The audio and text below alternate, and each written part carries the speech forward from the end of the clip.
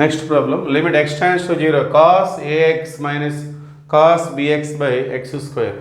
So న్యూమరేటర్లో ఏఎక్స్ని మనం సిగా బిఎక్స్ని డిగా తీసుకున్నట్లయితే ఇది మనకి cos C minus cos D. ఈ ఫార్ములా మనం అప్లై చేసుకోవాలి. ఫార్ములా వచ్చేసి -2 sin C plus D by 2 అలానే sin C minus D by 2.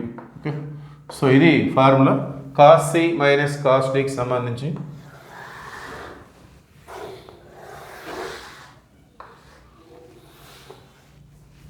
Okay, న్యూమరేటర్లో మనం అప్లై చేయాల్సిన ఫార్ములా ఇది. Limit x tends to 0. So -2 sin, ఇక్కడ సి అంటే ఏఎక్స్, డి అంటే b x. So c plus d అంటే ఏఎక్స్ ప్లస్ బిఎక్స్ బై 2. అట్లానే సైన్ సి అంటే ఏఎక్స్, డి అంటే b x, a x minus b x by 2 whole by X square. Okay, so ఈ -2 అనేది మనం ముందు రాసుకుందాం. సో రెండు సైన్ ఫంక్షన్స్ ఉన్నాయి. ప్రతి సైన్ ఫంక్షన్కి మనం లిమిట్ తీసుకోవాలి. సో ఇక్కడ ఏఎక్స్ ప్లస్ బిఎక్స్, ఎక్స్ అనేది కామన్ తీసి మనం రైట్ సైడ్ రాసుకోవచ్చు. Sine a plus B by 2 into x. ఈ కింద ఉన్న ఎక్స్ స్క్వేర్లో ఒక ఎక్స్ తీసుకుందాం.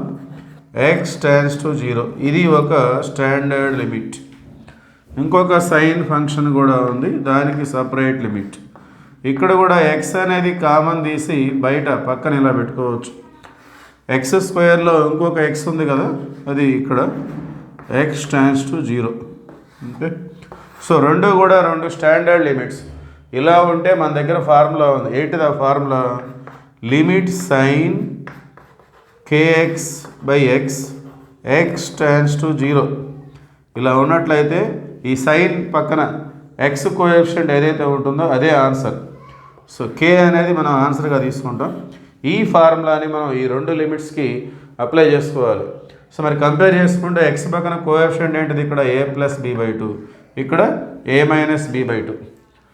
So this is equal to -2 into, so first లిమిట్కి answer A plus B by 2, రెండవ లిమిట్కి answer A minus B by 2.